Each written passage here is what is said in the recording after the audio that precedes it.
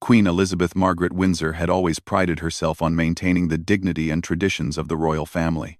At 67 years old, she had spent nearly 4 decades on the throne, and every public appearance was carefully orchestrated to reflect the majesty of the crown. Today was supposed to be no different.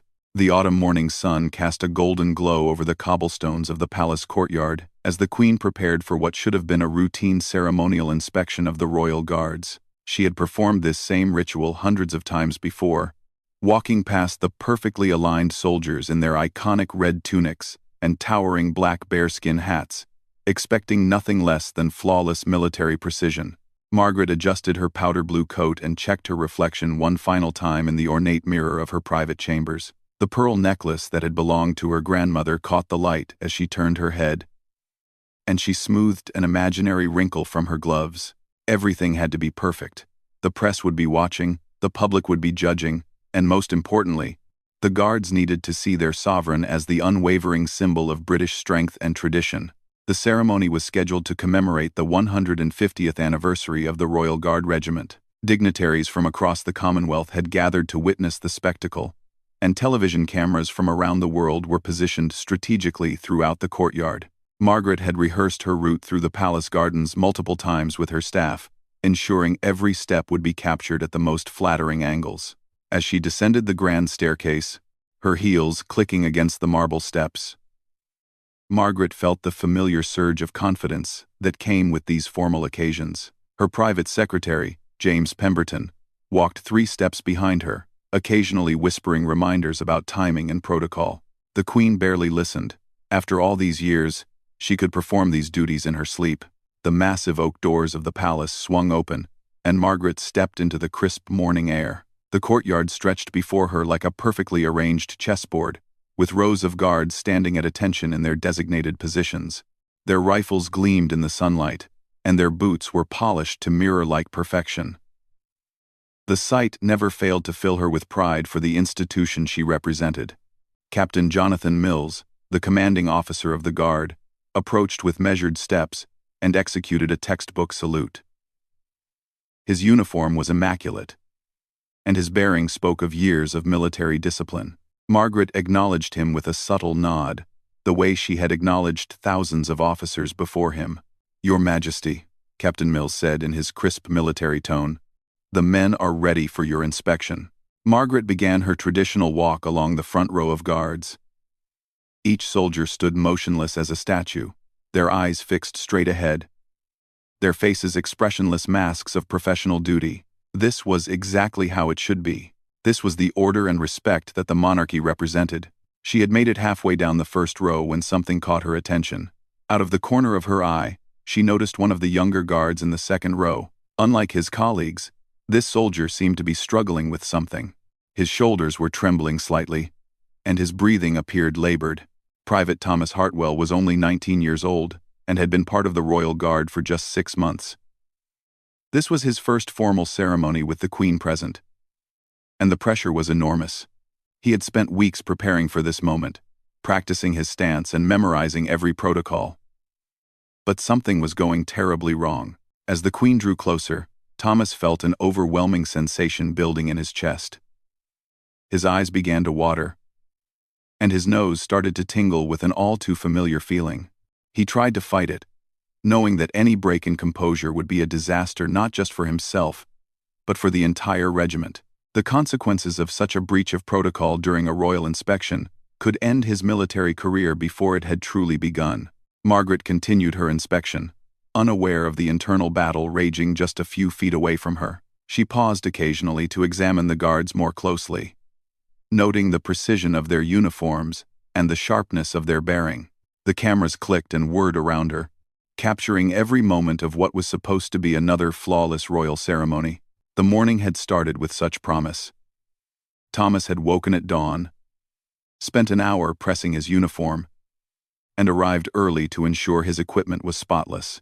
His mother had called the night before to wish him luck, telling him how proud she was that her son would be standing before the Queen herself. His girlfriend Sarah had sent encouraging text messages, and even his usually gruff sergeant had given him an approving nod during the morning inspection. But now, as the Queen moved closer, Thomas felt his carefully maintained composure beginning to crack. The sensation in his nose grew stronger, and he could feel his eyes starting to water more noticeably. He tried every technique he had learned in training, focusing on a distant point, controlling his breathing, thinking about something else entirely. Nothing worked. Margaret was now only 3 guards away from Thomas. She could see him clearly in her peripheral vision, and something about his demeanor struck her as unusual. While all the other soldiers maintained their perfect military bearing, this young man seemed to be fighting some kind of internal struggle. His face was beginning to redden, and his chest was moving in irregular patterns. 2 guards away, Thomas could smell the Queen's perfume now, a delicate floral scent that somehow made his situation even worse. The pollen count had been particularly high that morning, and his seasonal allergies, which he had managed to keep under control for months, were choosing this worst possible moment to betray him. 1 guard away. The Queen was so close now that Thomas could hear the soft rustle of her clothing and the gentle tap of her heels on the cobblestones. In just a few seconds, she would be standing directly in front of him, expecting the same perfect military bearing that every other guard had displayed. Margaret turned to face Thomas directly. She looked up at him with the same composed expression she had given to every other soldier in the line. Her eyes met his for just a moment, and she could see that something was definitely wrong. The young man's face was flushed. His eyes were watery, and he appeared to be holding his breath. Thomas felt the overwhelming sensation reach its peak. Every muscle in his body was tense as he fought against what was about to happen. He tried to think of his training, his duty, his pride in wearing the uniform, but nature was about to prove stronger than military discipline. The Queen stood before him, waiting for the traditional moment of silent acknowledgement that was part of the inspection ritual. The cameras were focused on them both, capturing what should have been another perfect example of royal ceremony and military precision. And then, in that moment of absolute silence, with the Queen of England standing just 3 feet away from him, Private Thomas Hartwell lost his battle against nature. What happened next would be remembered for years to come, not just by everyone present in the courtyard, but by millions of people around the world who would soon see the footage on every news channel and social media platform imaginable.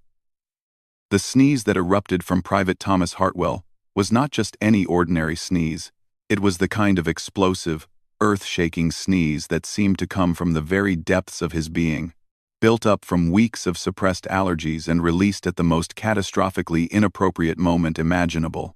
Achoo! The sound echoed across the entire courtyard like a thunderclap, so loud and sudden that several of the ceremonial horses in the nearby stables whinnied in response. The force of it was so powerful that Thomas's bearskin hat flew clean off his head, sailed through the air in a perfect arc, and landed with a soft thump directly at the Queen's feet. But that was not the worst part. The sneeze was so violent that it caused Thomas to stumble backward, losing his balance completely. His rifle, which had been held in perfect vertical position just moments before, went flying to the side. As he windmilled his arms, desperately trying to regain his footing, his elbow connected solidly with the shoulder of the guard next to him. Private Michael Davies. Michael, caught completely off guard by the unexpected impact, stumbled sideways into Private Harrison Clark, who in turn crashed into Private William Foster.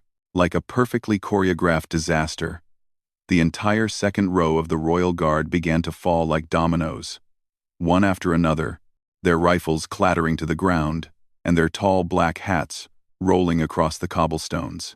The Queen stood frozen in the middle of this unfolding chaos, her eyes wide with disbelief. In 40 years of royal ceremonies, she had witnessed protesters, fainting horses, and even the occasional equipment malfunction, but she had never seen anything quite like this.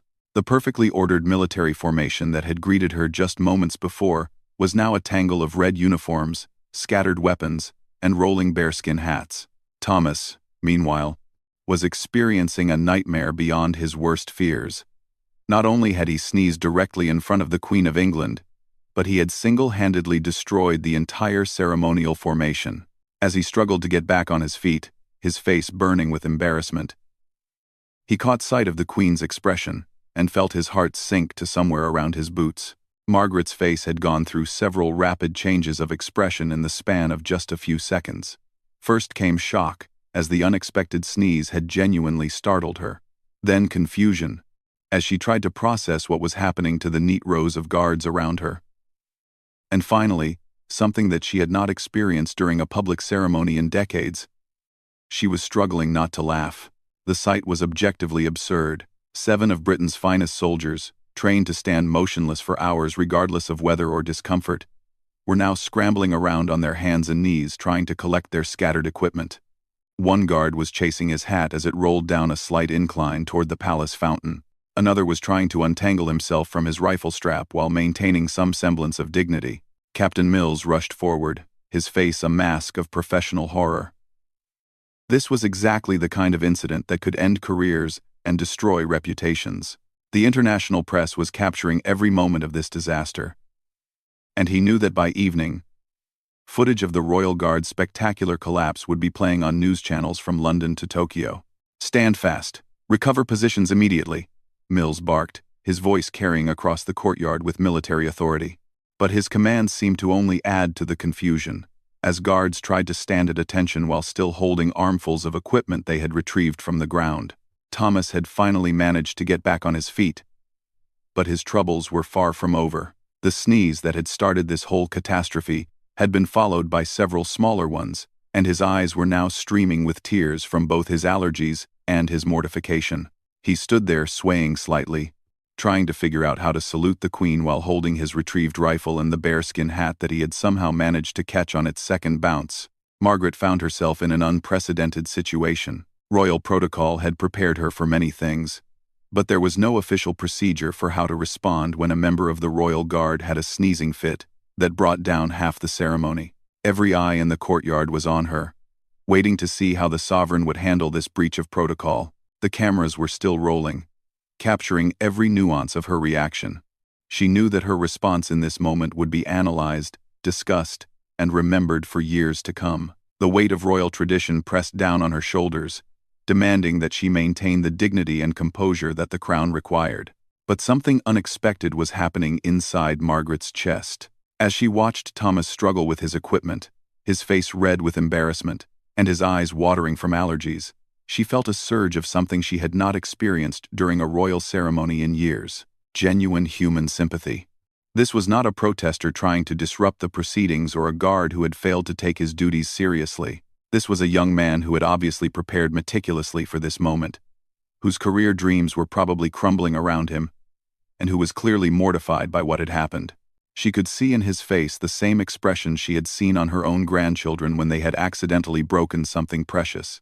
The silence in the courtyard was becoming uncomfortable. Everyone was waiting for her to speak, to issue some kind of royal judgment on this unprecedented breach of protocol. Captain Mills looked like he was preparing to march Thomas directly to a court-martial.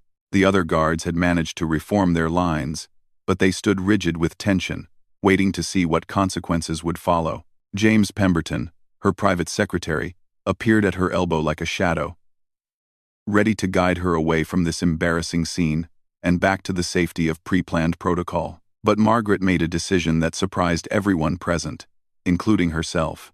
Instead of turning away or allowing her staff to whisk her to safety, she took a step forward, directly toward the young guard who had caused all this chaos. Thomas saw her approaching and felt his knees go weak. This was it. This was the moment when the Queen of England would personally witness the end of his military career. Margaret stopped directly in front of Thomas, just as she had planned to do during the normal inspection. But instead of the cold, formal acknowledgement that protocol demanded, she did something that no one in the courtyard expected. She smiled. It was not the practiced, diplomatic smile that she wore for photographers and official portraits. It was a genuine, warm smile that reached her eyes and transformed her entire face. For just a moment, she was not the Queen of England standing before a disgraced soldier. She was simply a grandmother looking at a young man who was having the worst day of his life. "Bless you," she said quietly, her voice carrying clearly in the stunned silence of the courtyard. The words hit Thomas like a physical blow. Of all the responses he had imagined, of all the consequences he had feared, he had never considered that the Queen might offer him the simple courtesy that any polite person would give to someone who had sneezed. The unexpected kindness in her voice and the warmth in her eyes caused something to break inside him. His shoulders began to shake. But this time it was not from allergies. The stress, the embarrassment, the fear, and now this unexpected moment of human kindness from the most important person in the country combined to overwhelm his careful composure completely. Private Thomas Hartwell, standing in full dress uniform before the Queen of England and the assembled international press, began to cry. The sight of the young guard crying struck something deep within Queen Margaret's heart. In that moment, surrounded by cameras and dignitaries and the weight of centuries of royal protocol, she made a choice that would define not just this ceremony, but how she would be remembered by history. She reached into her purse and withdrew a pristine white handkerchief, embroidered with the royal monogram in delicate gold thread. Without hesitation, she offered it to Thomas, whose tears were now flowing freely down his cheeks, mixing with the residual moisture from his allergic reaction. "Here," she said gently, her voice carrying a warmth that seemed to wrap around the entire courtyard. "I think you need this more than I do." Thomas stared at the handkerchief as if it were made of pure magic. This was the Queen's personal handkerchief, something that had probably cost more than his entire monthly salary, and she was offering it to him after he had just created the most spectacular military disaster in recent royal history. With trembling hands, he accepted the handkerchief and dabbed at his eyes, trying to regain some semblance of composure. But the Queen was not finished surprising everyone present. She turned to Captain Mills, who was standing nearby looking like a man watching his career evaporate in real time. "Captain," she said in her clear, authoritative voice, "I believe Private Hartwell could use a moment to recover. Perhaps we might continue the inspection in a few minutes?" Mills snapped to attention so quickly he nearly gave himself whiplash. "Of course. Your Majesty, whatever you command." But Margaret shook her head slightly. "I'm not commanding anything, Captain. I'm simply suggesting that sometimes even the best soldiers need a moment to collect themselves. After all, we're all human, are we not?" The question hung in the air like a challenge to everything that military protocol represented. The cameras captured every word, every gesture, every nuance of this unprecedented moment when the Queen of England chose compassion over ceremony. Margaret turned back to Thomas, who was still clutching the royal handkerchief like a lifeline. "Private Hartwell," she said, reading his name from the tag on his uniform. "How long have you been with the Royal Guard?" Thomas swallowed hard, trying to find his voice. 6 months. "Your Majesty," he managed to croak out. "And I suppose this is your first formal inspection?" "Yes, Your Majesty. I'm so sorry, Your Majesty. I don't know what happened. I've never—" Margaret held up a gentle hand to stop his flood of apologies. "Do you suffer from allergies, Private Hartwell?" The question was so unexpected that Thomas blinked in confusion. "Yes, Your Majesty. Usually I can control them, but this morning the pollen count was particularly high, and I thought I could manage. But sometimes our bodies have their own plans, regardless of what we might prefer." Margaret's voice carried a note of understanding that surprised everyone listening. "I remember during my coronation ceremony, I developed the most persistent itch right in the middle of the Archbishop's blessing. I spent the entire service trying not to scratch my nose, while millions of people watched." A ripple of quiet laughter ran through the assembled crowd. The idea of the young queen struggling with such a mundane human problem during one of the most important ceremonies of the 20th century was both charming and oddly reassuring. Thomas stared at her in amazement. The Queen was sharing a personal moment with him, treating him not as a failed soldier who had ruined her ceremony, but as a fellow human being who had experienced an embarrassing moment. "The truth is," Margaret continued, her voice growing slightly louder so that more of the assembled crowd could hear, "that some of my most memorable royal occasions have been the ones where something unexpected happened. Perfect ceremonies are beautiful, but they're also rather forgettable. I suspect I'll remember this morning for quite some time." She paused and looked around at the other guards, who were standing in their reformed lines with expressions of amazement on their faces. "In fact, I think what happened here today demonstrates something rather important about the men and women who serve in our armed forces. They're not machines. They're human beings who sometimes sneeze at inconvenient moments, who feel nervous during important occasions, and who care deeply about doing their duty well." Margaret's words carried across the courtyard with surprising power. She was not just addressing Thomas or the other guards, but speaking to the cameras, to the dignitaries, and to the millions of people who would eventually see this footage. She was redefining what it meant to serve with honor. "Private Hartwell," she said, turning back to the young man who was still dabbing at his eyes with her handkerchief. "I would like you to keep that handkerchief as a reminder of this day. But more importantly, I want you to remember that showing emotion, being human, making mistakes, these things don't disqualify you from service. They make you relatable to the people you've sworn to protect." Thomas felt his throat tighten with emotion again. But this time it was not from embarrassment. The Queen of England was not just forgiving his catastrophic breach of protocol. She was telling him that his humanity was not a weakness to be hidden, but a strength to be acknowledged. "Now," Margaret said, stepping back slightly and straightening her coat, "shall we continue with the inspection? I believe we still have quite a few guards to meet, and I'm curious to hear more about the young men and women who serve with such dedication." The ceremony resumed, but it was transformed from the rigid, formal affair it had been planned to be. Margaret moved through the ranks of guards with a new warmth, occasionally stopping to ask questions about their service, their families, or their experiences. The other soldiers, having witnessed their queen's remarkable response to Thomas's mishap, seemed more relaxed, more human. When the inspection was complete, Margaret returned to where Thomas stood, at the end of the second row. He had managed to compose himself and was standing at perfect attention.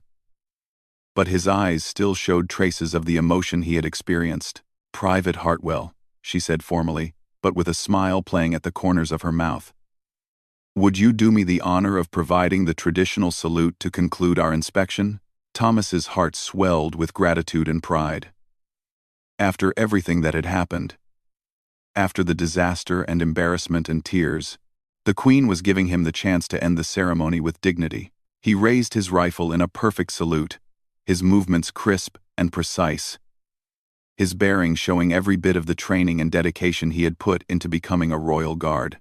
Margaret returned his salute with a graceful nod, and then did something that caused the assembled photographers to nearly drop their cameras in surprise. She reached out and shook Thomas's hand. It was a simple gesture, one that took only a few seconds, but it spoke volumes about the kind of monarch she was and the kind of country she wanted to lead. In that handshake, she acknowledged not just Thomas's service, but his humanity, his dignity, and his worth as a person beyond his role as a soldier. As Margaret walked back toward the palace, followed by her entourage and the clicking cameras, Thomas remained standing at attention. But now his tears were tears of gratitude and pride. The Queen's handkerchief was safely tucked into his breast pocket, a tangible reminder of the day when he learned that true royalty was not about perfection, but about grace in the face of imperfection. The footage of the ceremony would indeed be broadcast around the world, but not as the embarrassing military failure that Captain Mills had feared. Instead, it became a testament to the power of compassion and the beauty of human dignity. The Queen, who had expected a salute, had received something far more valuable: the devotion of a young soldier who would serve her for the rest of his career. Not out of duty alone, but out of genuine love for a monarch who had seen him at his worst and chosen to respond with kindness. Years later, when Private Thomas Hartwell had risen to become Sergeant Major Thomas Hartwell, he would still carry that handkerchief with him on important occasions, and whenever young soldiers under his command made mistakes or showed fear, he would tell them about the day when the Queen of England taught him that being human was not something to be ashamed of, but something to be embraced with dignity and grace.